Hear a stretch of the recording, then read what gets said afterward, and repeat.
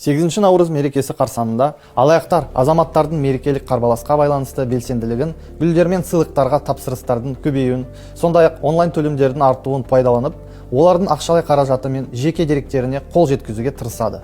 Бас прокуратура кезекті рет ескертеді.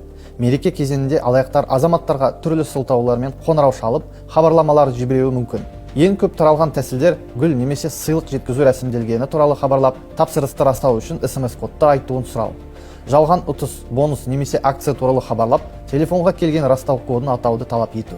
Өздерін банк қызметкері, қауіпсіздік қызметінің өкілі немесе курьерлік компания қызметкері ретінде таныстыру. Бір реттік SMS-код қаржылық операцияларды растауға арналған құпия құрал екенін есте ұстаған жоқ. Мұндай кодты үшінші тұлғаларға беру ақшалай қаражаттың есептен шығарылуына, несие рәсімделуіне немесе банк қосымшаңызға қол жеткізілуіне әкеп соғуы мүмкін. Банктердің қызметкерлері де, құқық қорғау органдары да телефон арқылы SMS-кодтарды, құпия сөздерді және банк картасының деректерін сұратпайды.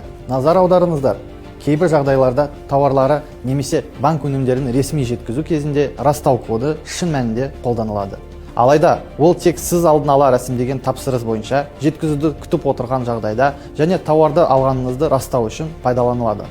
Егер жеткізу туралы қоңырау немесе хабарлама күтпеген жерден келіп, сізден кодты айту сұралса, әңгімені дереу тоқтату қажет. Сонымен қатар, мереке қарсаңында алаяқтар әлеуметтік желілерде, оның ішінде Instagram және TikTok платформаларында жалған парақшалар ашып, гүлдер мен басқа да тауарларды айтарлықтай төмен бағамен, ірі жеңілдіктермен және акциялармен ұсынып, алдын ала төлем талап етеді.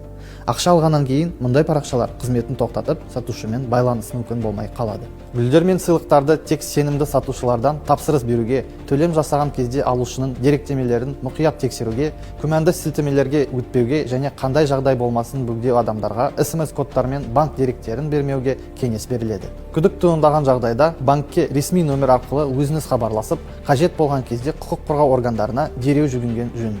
Қарапайым цифрлық қауіпсіздік қағидаларын сақтау сіздің қаражатыңыз бен жеке деректеріңізді қорғауға мүмкіндік береді. Өзіңізді және жақындарыңызды сақтаңыздар.